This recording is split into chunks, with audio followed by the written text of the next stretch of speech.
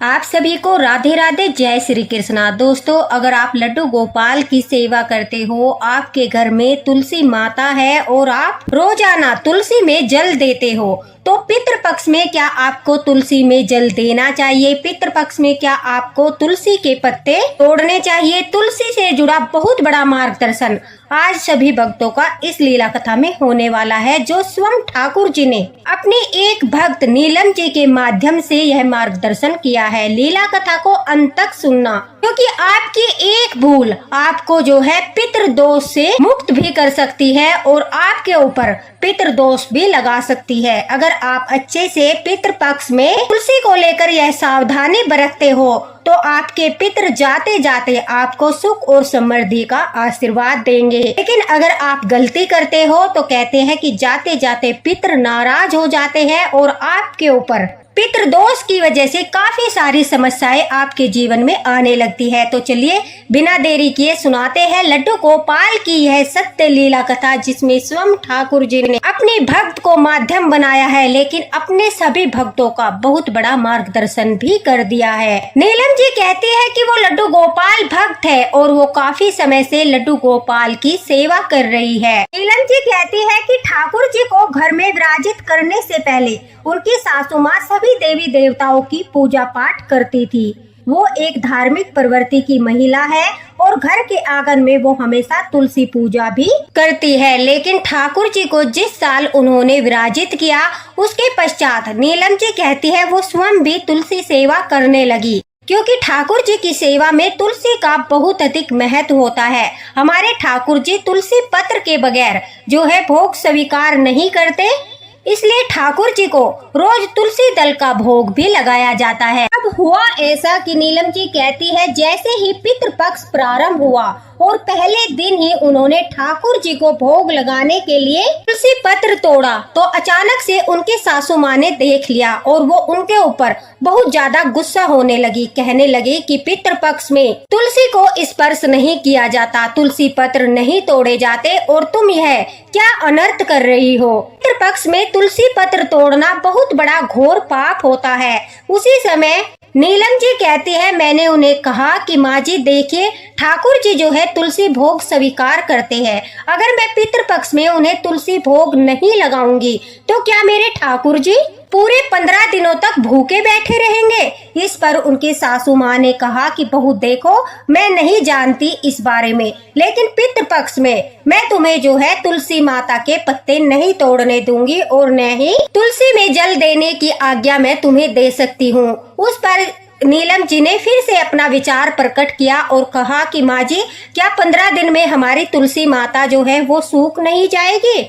अगर हम उसमें जल अर्पित नहीं करेंगे तो क्या तुलसी का जो पौधा है वो सूख नहीं जाएगा? इस पर भी उनकी सासू माँ ने बोला कि बारिश का मौसम है और पितृ स्वयं ही तुलसी माता का ख्याल रखेंगे। बारिश आएगी, तुलसी के पौधे में अपने आप जल आ जाएगा और पौधा नहीं सूखेगा। इस बात को सुनकर नीलम जी कहती है उन्हें थोड़ा सा अटपटा लगा। उन्होंने अपनी सासू माँ को काफी समझाने की कोशिश की, लेकिन वो थोड़े हठी स्वभाव की थी, इसलिए उन्होंने नीलम जी की एक बात नहीं सुनी और इस बात पर झगड़ा करने लगी। उनकी सासू माँ नीलम जी के साथ अभी बातें कर ही रही थी कि अचानक से उनका बेटा वहाँ पर आ गया। आते ही उन्होंने झगड़े का कारण पूछा, तो उनकी सासू माँ ने सारी बात बताई। अब अपनी पत्नी को समझाते हुए नीलम जी के हस्बैंड ने भी उन्हें कहा कि देखो, माँ बोल रही है तो उसके पीछे कोई तो कारण होगा। लड़ाई को आगे न बढ़ाते हुए नीलम जी कहती है वो वहाँ से चुपचाप चली गई, लेकिन उनके मन में बहुत ज्यादा बेचैनी हो रही थी कि अब 15 दिनों तक क्या वो तुलसी सेवा किए बगैर रहेगी? क्या वो ठाकुर जी को तुलसी पत्र का भोग नहीं लगा पाएगी? पूरा दिन इसी बात की चिंता में वो काम करती रही कि रात को सोते समय ठाकुर जी को विश्राम कराकर उन्होंने प्रार्थना की, हे ठाकुर जी, आप ही कोई संकेत दीजिए। अगर पितृपक्ष में सचमुच तुलसी में जल देना, तुलसी पत्र तोड़ना अपराध है, तो आप मुझे कोई संकेत अवश्य दीजिए। अगर ऐसा नहीं है तो आप मेरा मार्गदर्शन कीजिए, क्योंकि सिर्फ आप ही हो जो मुझे इस सच्चाई से अवगत करा सकते हो। ऐसा कहकर पूरे श्रद्धा भाव के साथ ठाकुर जी को प्रणाम करके नीलम जी कहती है वो सोने के लिए चली गई। जब भी कभी नीलम जी के सामने कोई मुसीबत आती है, उन्हें किसी प्रश्न का कोई उत्तर नहीं मिल पाता और उनके जीवन में कोई समस्या होती है, वो कोई फैसला नहीं कर पाती, उस समय वो ठाकुर जी के सामने अपने मन के भाव को प्रकट करती है और वो कहती है कि वो हमेशा ठाकुर जी के ऊपर ही छोड़ देती है। फिर ठाकुर जी उन्हें कोई संकेत देते हैं जिससे उनकी समस्या का हल हो जाता है। यह अटूट विश्वास नीलम जी का लड्डू गोपाल के ऊपर है और अपने इस अटूट विश्वास के साथ ही उस दिन भी नीलम जी ने ठाकुर जी के सामने अपने मन के भाव प्रकट किए और उन्हें कहा कि उन्हें कोई संकेत दे। वह कहती है कि उसी दिन रात के समय हर बार की तरह इस बार भी ठाकुर जी ने उनका बहुत बड़ा मार्गदर्शन किया। सौपन में एक छोटा सा बच्चा तुलसी पत्र खाते हुए दिखाई दिया, जिसे देखकर नीलम जी कहती है कि उन्हें बिल्कुल आभास हो गया कि वो कोई और नहीं बल्कि उनके ठाकुर जी है, उनके लड्डू गोपाल है। इस तरह से बच्चे को सौपन में तुलसी पत्र खाते हुए देखकर,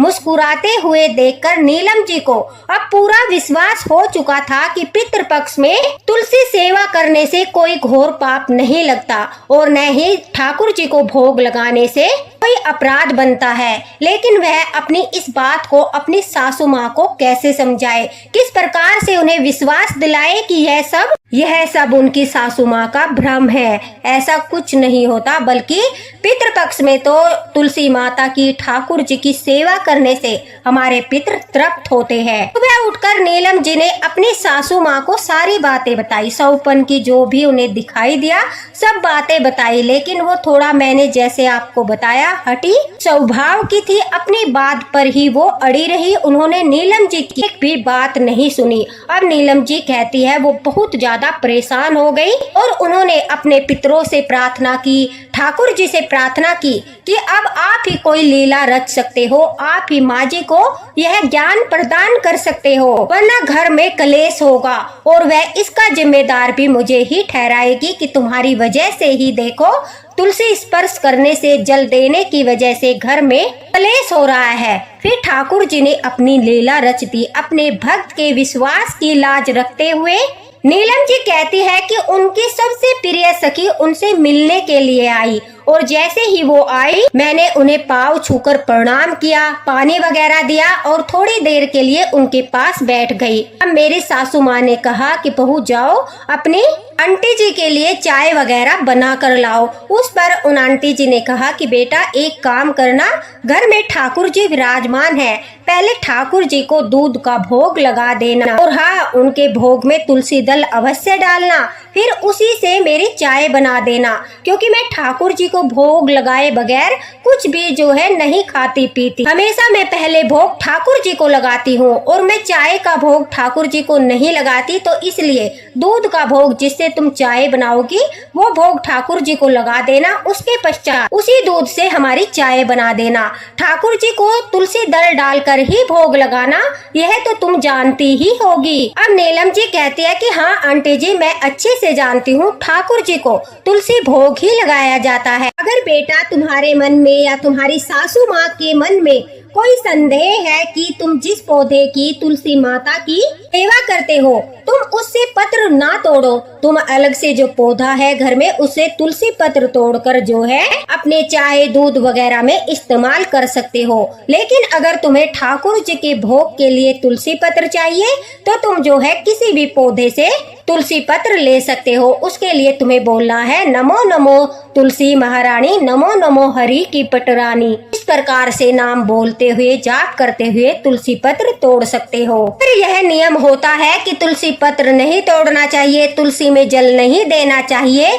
तो यह अमावस्या के दिन, रविवार के दिन, एकादशी के दिन तुलसी पत्र नहीं तोड़े जाते और न ही तुलसी जी में जल समर्पित किया जाता। कुछ लोग जो है मंगलवार के दिन का नियम भी करते हैं कि वो मंगलवार के दिन तुलसी पत्र नहीं तोड़ते, बल्कि पितृपक्ष में तो अगर तुम इन 15 दिनों में तुलसी माता की सच्चे हृदय से सेवा करती हो, आराधना करती हो, परिक्रमा करती हो, दीपदान करती हो, जल समर्पित करती हो, उससे तो तुम्हारे पितृ बहुत अधिक प्रसन्न होते हैं और जाते समय तुम्हें सुख और समृद्धि का आशीर्वाद देते हैं, क्योंकि पितृपक्ष जो होते हैं वो पितरों की तृप्ति के लिए ही होते हैं। और जो भी हम तुलसी सेवा पितृपक्ष में करते हैं उन सब का फल हमारे पितरों को मिलता है, जिससे वो तृप्त हो जाते हैं और फिर हमें जाते समय आशीर्वाद देकर जाते हैं। पितृपक्ष में तुलसी सेवा करने से माता लक्ष्मी भी बहुत अधिक प्रसन्न होती है और आपको सुख और समृद्धि का आशीर्वाद देती है। आपके घर में कभी भी धन की कमी नहीं होती, कभी भी आर्थिक समस्याएं नहीं होती, और चाहे कितना भी बड़ा पितृदोष क्यों न हो, पितृपक्ष में तुलसी की सेवा करने से वह पितृदोष भी दूर हो जाता है। ठाकुर जी को पितृपक्ष में तुलसी भोग लगाने से ठाकुर जी भगवान विष्णु प्रसन्न होते हैं और वो भी हमें सुख और समृद्धि का आशीर्वाद देते हैं, पितृदोष से मुक्त करते हैं। लेकिन अगर पितृपक्ष में हम जो है तुलसी सेवा को लेकर ये कुछ भूल करते हैं तो उससे हमारे ऊपर पितृदोष लग सकता है, पितृ नाराज हो सकते हैं और हमारे जीवन में परेशानियां, बीमारियां, दुख और संकट आ सकते हैं। इन बातों का ध्यान रखते हुए अगर हम पितृपक्ष में लक्ष्मी जी की यानी माता तुलसी की सेवा करते हैं तो हमें बहुत ज्यादा फल प्राप्त होता है। बस ध्यान यह रखना है कि अशुद्ध अवस्था में तुलसी माता को स्पर्श नहीं करना है। अशुद्ध अवस्था में तुलसी पत्र नहीं तोड़ने हैं। सुबह उठकर नहा धोकर स्वच्छ कपड़े पहनकर तुलसी जी के ऊपर जल छिड़ककर उसके बाद ही तुलसी माता में जल देकर दीपक जलाना है। दोपहर के समय तुलसी पत्र नहीं तोड़ने हैं। भूलकर भी दोपहर के समय तुलसी में जल अर्पित नहीं करना है, उससे पितृ नाराज होते हैं और तुलसी माता भी नाराज हो जाती है। या तो ब्रह्म मुहूर्त में आपको जल देना है या फिर आपको सूर्य उदय के समय तुरंत बाद ही आपको जल देना है। उसके पश्चात संध्या के समय भी तुलसी जी में जल नहीं दिया जाता।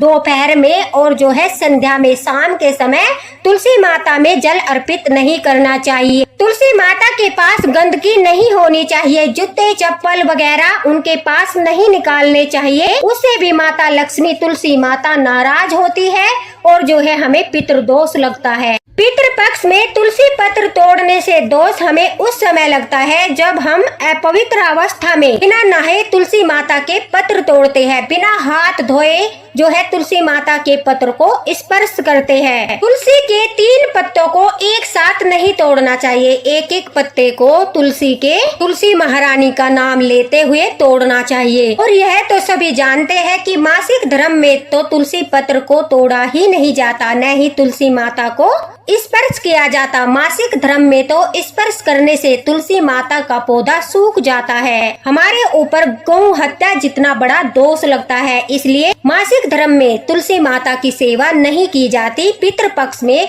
अगर मासिक धर्म से हो उस समय भी आपको जो है तुलसी माता की सेवा नहीं करनी है, नहीं तो आपको पितृदोष लग जाएगा। सब बातों का ध्यान रखते हुए अगर तुम पितृपक्ष में तुलसी माता की सेवा करती हो तो तुम्हें पितृदोष नहीं लगेगा, बल्कि पितृदोष से मुक्ति मिलेगी। साथ ही साथ तुम्हारे पितृ भी तृप्त होंगे और ठाकुर जी का आशीर्वाद, माता लक्ष्मी का आशीर्वाद प्राप्त होगा। यह सब बातें सुनकर नीलम जी कहती है मैं तो बहुत ज्यादा प्रसन्न हो गई थी। साथ ही साथ मेरी सासू माँ भी अपनी सखी के मुख से ये सब बातें सुनकर जो है आश्चर्यचकित हो रही थी। पितृपक्ष को लेकर उन्होंने फिर एक कथा भी बताई कि बहुत समय पहले एक गाँव में एक बहुत गरीब स्त्री रहती थी।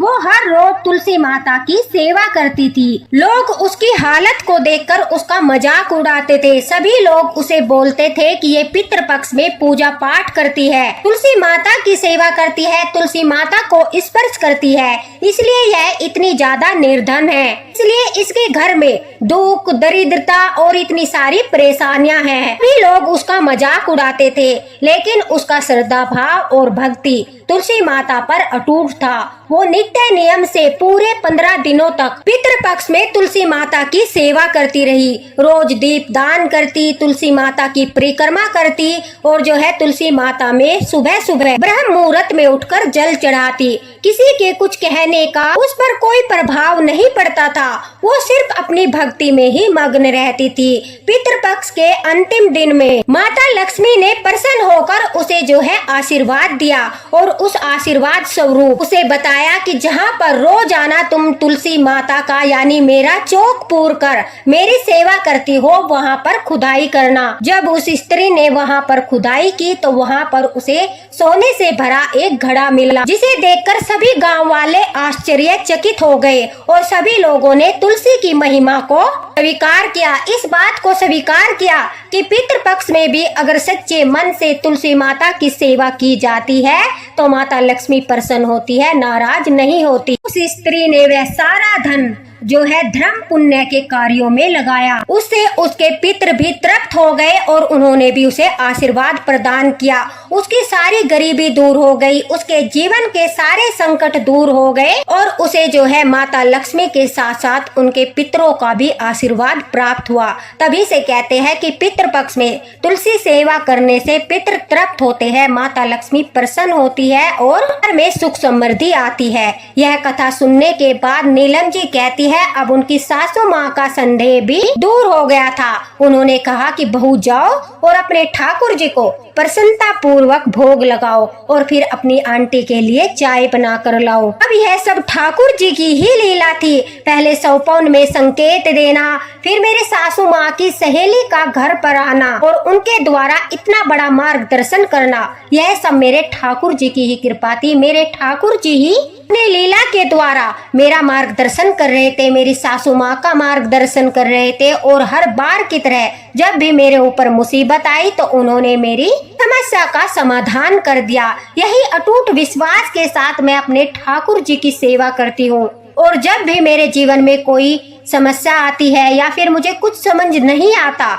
उस समय मैं अपने ठाकुर जी के ऊपर सब कुछ छोड़ देती हूँ और वो कोई न कोई लीला करके अवश्य ही समाधान निकालते हैं। ऐसे है मेरे गिरधर गोपाल, ऐसे है मेरे लड्डू गोपाल। नीलम जी का अटूट विश्वास और श्रद्धा जिसकी ठाकुर जी ने लाज रखी, अपने भक्त के विश्वास को बनाए रखने के लिए इतनी बड़ी लीला रच दी। ऐसे है हमारे ठाकुर जी। तो दोस्तों, मुझे बहुत सारे कमेंट आ रहे थे कि क्या पितृपक्ष में तुलसी माता की सेवा करनी चाहिए, क्या पितृपक्ष में हम तुलसी में जल दे सकते हैं, क्या हम पितृपक्ष में तुलसी पत्र तोड़ सकते हैं, क्या हमें ठाकुर जी को तुलसी दल का भोग लगाना चाहिए। तो आशा करती हूँ इस लीला कथा के माध्यम से आपका मार्गदर्शन हो गया होगा। अब तो पितृपक्ष के कुछ ही दिन बाकी है, लेकिन आगे आने वाले पितृपक्ष में और जितने भी यह दिन बचे हैं, अगर आप तुलसी माता की सेवा नहीं कर रहे हो तो कल से ही तुलसी माता की सेवा करना प्रारंभ कर दो। आपके पितृ भी तृप्त होंगे, आपको पितृदोष से मुक्ति मिलेगी, माता लक्ष्मी का आशीर्वाद मिलेगा, ठाकुर जी प्रसन्न होंगे और आपके घर से मुसीबतें, संकट, दुख, दरिद्रता, आर्थिक समस्याएं सब कुछ दूर हो जाएगी। ठाकुर जी की कृपा होगी, पितरों की कृपा होगी। बड़े बड़े पूजा पाठ करने से भी जो पितृ दोष दूर नहीं होते, वो पितृ पक्ष में तुलसी पूजा करने मात्र से ही दूर हो जाते हैं। कहते हैं जहाँ पर तुलसी माता की पितृ पक्ष में सेवा होती है, वहाँ पर कोई भी दोष नहीं टिकता, वह घर दोष मुक्त होता है। उस घर पर सदैव श्री हरि की कृपा बनी रहती है। तो दोस्तों, हमारे साथ बने रहिए, इसी तरह से ठाकुर जी आपका लीला कथा के माध्यम से मार्गदर्शन करते रहेंगे। अगर आपके मन में अब भी कोई संदेह है, आप कुछ पूछना चाहते हो तुलसी माता की सेवा को लेकर या फिर लड्डू गोपाल की सेवा को लेकर, तो आप निसंकोच कमेंट बॉक्स में अपना क्वेश्चन कर सकते हो। आपको तुरंत रिप्लाई मिलेगा और आपकी जो भी समस्या है उसका समाधान भी अवश्य ही लड्डू गोपाल आपको देंगे। वीडियो को ज्यादा से ज्यादा शेयर करना, पसंद आए तो लाइक करना। दोस्तों, इसके साथ राधे राधे, हरे कृष्णा। मिलते हैं अगले वीडियो में अगली लीला कथा के साथ। ठाकुर जी की कृपा आप सभी पर, आपके परिवार पर बनी रहे। राधे राधे।